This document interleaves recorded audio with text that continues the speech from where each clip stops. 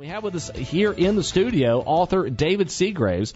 His father served aboard the USS North Carolina. He is here in Wilmington to sign a copy of his book, Uncommon Hero, the John Seagraves story. His father and his son here, David Seagraves. Welcome to the studio. How are you? I'm doing great. Thank you for asking. Well, I'm glad you're all the way from the other coast.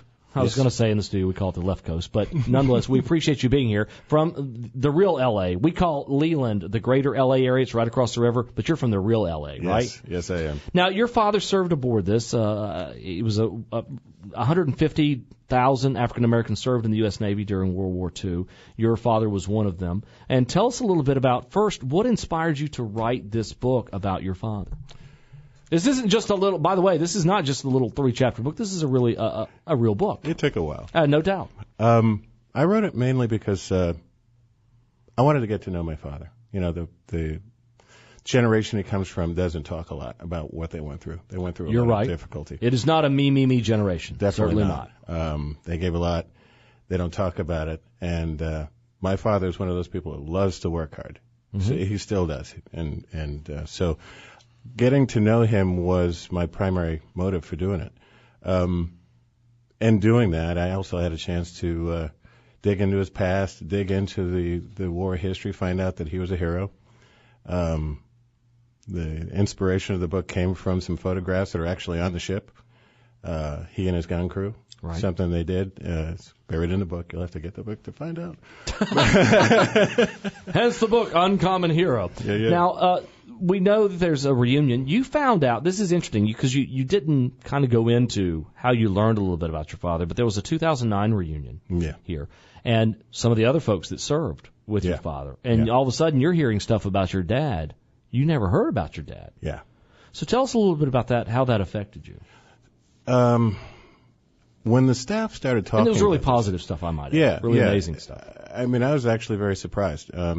My dad's a hard worker, as I said, and he loves to work, and he does some good stuff for the community and so forth. But I had no idea what he did in the war, and so when the staff was talking about it, I was a little surprised to find out that there was a story to tell, and that's why I started to really dig around and ask questions, and they were very supportive. I thank the staff at the ship for being historians and interested parties in having the story documenting told. And still adding still to the tapestry of history that is the USS North Carolina. They're still adding. It's not done. They're still adding to it. Oh, yeah. They had a long history of collecting oral histories along with these stacks and files from the 40s, old paperwork that they're still trying to get on computer. A lot of work just being museum curators, and there's so much historical documentation on that ship. But your father, first African American to operate a 20-millimeter gun aboard, aboard any Navy ship, also shot down a kamikaze attacker on April 14th, 1945, that may have sunk the ship, had a fatal bomb dropped 30 yards from the hull of the ship. Yeah. This could have been devastating. This could have been disastrous. So, did you find out about that through these other people, or did you know this growing up? Ironically, when I took on the story, no one knew the actual date. They had 2 photographs, one of the gun crew taken immediately after the kamikaze was shot down, the other of the kamikaze hitting the ocean at that time. But they didn't actually...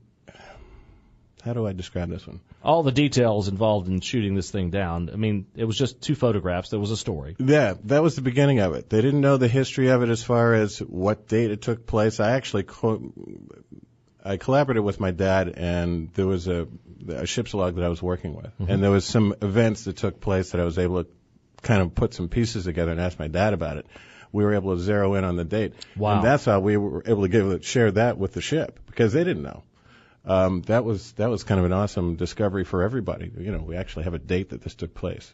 And this is pretty amazing. And again, your father's story is a great American story. It is. Poverty, racism, 4th grade education, rising, serving in the U.S. military, a great work ethic, comes out very humble about his service, doesn't talk a lot about it, raises his family, and goes on. And then at a reunion, you're finding out more. This had to be, what was it like learning about your father's experiences defending the nation? There's a lot of pride there. It had to, but I mean, learning it as an adult, it's not like you learned it when you were 12. Yeah. You knew he served, okay, you know, you knew he served. But learning from other people about how your dad saved lives in the huge in the World War II had to be a pretty remarkable experience for you. I thought it was actually a big deal to take this project on. I was encouraged to do it because there was a wonderful story to tell and all kinds of backstory behind it. But I didn't know that much about my dad until age 50 when I started this project. And I started digging around and finding out. And we had wonderful conversations that we've never had before, stories that I'd never heard before. And it was the most wonderful, fascinating opportunity to find out who this guy was. All I know is he was the great leader of our family, running the restaurants all these years, you know, going to work and coming, you know, leaving early and coming home late. So I didn't see a lot of him. He was always around, but I didn't see a lot of him because he was always working. So, fourth grade education, traveled the world several times, 85 years old now. Sure. Still vibrant, been married 63 years. Yes. Same person. Yeah. She's here too. Again, an amazing story. And he's going to be signing his book Saturday, May 19th from 1 to 3 p.m. at the ship store at the USS North Carolina. Is that correct? Yeah. And you're in Wilmington. You're here 16th through the 19th for the USS North Carolina reunion for those who served aboard that. And again, the name of the book, Uncommon Hero, the John Seagraves story. We will continue our conversation with David Seagraves on the other side of this break. Our guest in the studio, David Seagraves, his new book, Uncommon Hero, the John Seagraves story of his father who served aboard the USS North Carolina in World War II, actually shot down a Japanese kamikaze prior to it hitting the ship, luckily. And, you know, after learning a great deal more about his father and what he did aboard the USS North Carolina at a reunion, of all places, in 2009, over the past 3 years or so, he's written this book. And, you know, one of the interesting things, again, a fourth grade, you talk about this, fourth grade education. Assigned to the USS North Carolina, refused to perform domestic duties, instead became a well-respected officer's chef. Convinced his commanders to let him try his hand as a gunner. A spot was created for 8 black sailors on 2 20-millimeter guns, forward, starboard. And although few expected them to succeed, Seagraves and his gun crew excelled. Also, you know, many things it's tough to remember our history sometimes. And you do a great job, both in the book and in some of the information. In 1943, the Navy had 26,909 African Americans, 6,662 in the general service, 2,000 in the Seabees, and 19,000, over two-thirds of them, in the steward's branch. But they would not allow African Americans to have a rank superior to that of white men. Yes. It's hard. That's part of our history. Yes. And that we own. And, you know, we've since, you know, we continue to evolve as a nation to become better than we were. Yeah. But that is what we were. But nonetheless, your father rose to an interesting challenge, provided opportunities for other people on the ship as well. Sure did. So what's the process been like, putting all this down? Because, you know, we as humans are so flawed. We forget things. We forget details. You're documenting. And so tell us as you finish this book up, you know, your dad's been reading it. What's this like for you as a son? Well, son and a father, you know, and you're with your dad, right? The first thing I'd say is I'm happy to be done with it because this is not an easy task. Not an easy task, and he was concerned that I might not finish before he's put in the ground. Oh. So, needless to say, there was a little urgency on my part. But the process, I would actually have to say, was one of an act of love. You know, you're getting to know your dad, you're getting to know American history, you're getting to know African American history, naval history, lots of cool new information. Turns out I'm surrounded with the people at the ship, surrounded by people who are really motivated to talk about the history of the ship, what it's done.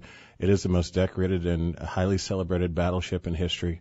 It's sort of like talking about, you know, the best of the best in the Pacific War, and Dad served on it, and it made history with some of his own actions. Yeah, you know. So when I started to look at all the elements, I was like, wow, this is a really cool story to tell. You know, what to you? Because I mean, again, the book is more than just my dad served aboard the USS North Carolina, shot down a kamikaze, and broke down some racial barriers. Right. This is a culmination. There's much more. What to you is probably, you know, one of the most interesting aspects of the book to you? If you were to look at a part of this book that really either was, you know, challenging for you to write or something that people need, that you would like for people to take away from it, what would either of those be? Aside from respect for the greatest generation, I would say the perseverance and hard work that not just my father, but the entire generation put into. This isn't something the government didn't provide all these things. Your dad had to overcome a lot. Yeah. Your dad had to work hard every day of his life. Yeah. Your dad created something. The difference about what I found about all this was, as much as he had to do it, what was different is he loved to do it. Right. I mean, the courage that came out of him was more like, I want to do that because that's better than doing that, doing something else. He could have been doing something else. What made him join the Navy? Actually, the opportunity to see the world and to expand his horizons and to succeed at whatever his life called for. What did he pass? What are some of the things he passed along to you? I mean, he's looking at this. What's his opinion of what you've done here? Well, he's often amazed at the historical grounding that the and is he here for the reunion? Is he back here for the reunion? So he's here as well. He's at the hotel with Mom. I didn't want them to have to get up. For this. I understand that. There are days I don't want to get up this 85 early. 85 years old, no doubt. He can sleep as late as he wants. I'm fine with that. But they actually, and I know that my dad's most proud of the fact that someone took the time to do it the right way, take the time to do it thoroughly, and we had a lot of help, I had a lot of help putting this together, but I was just happy to be able to flush out all the wonderful details that make this story work. Was he also one of your toughest critics? No, actually, he was like, fortunate. I thought he would be. You need to rewrite this section. That's well, I'll tell you what, that's what made it better, just in case he became a critic. But he actually supported it, and the editors were the critics. Oh. Yeah, they're the ones who asked the tough questions and made sure that I was on target all the time. I mean, looking back at what your dad went through and the price that was paid by those who served with him, not just in the military, but also from a societal standpoint. Sure. I mean, overcoming a lot. Yeah. In a time, 20 years prior to really a lot of the civil rights movement coming of age and stuff like that. Right. What do you, looking back at this? I mean, your life a little different, better because of what he did, and what do you when you look at all this? I don't think I would have made the same decisions he made when he was a young person, preteen, teen. Meaning he made more difficult decisions, or he did things that you wouldn't have done, or the more courage than you had? It makes me wonder if I would have responded to the same situations the same way. I don't think we ask ourselves that question in society today. No. I think that what you just hit on is something that your generation, mine, and Amy's, okay, because we're not, it's a couple of years between you and me and she. I don't think we ask ourselves that question, and I don't think your dad asked himself. I think he just served. He never thought twice about it. And we would question whether we would serve in the same situation. Right. I mean, he had a choice, but I mean, I think it was a better choice to jump into the service. Now we have all these other options, so we might not choose going into the service. People like him did. Because of what he's done. The quality of life that I was brought into is a middle class, go to college, get your education, blah blah blah. My father got a fourth grade education. Now, what did he do to educate himself more? Obviously, he's reading this book. He's not illiterate. He traveled the world. Sure. Yeah, I mean, from the time that he was 6, 8 years old, he's running to the store, and he's the one who's buying groceries for the family. He's got all these little baby daughters or baby sisters to take care of when mom is off doing something. He was actually the responsible one in the family from day one. From day one.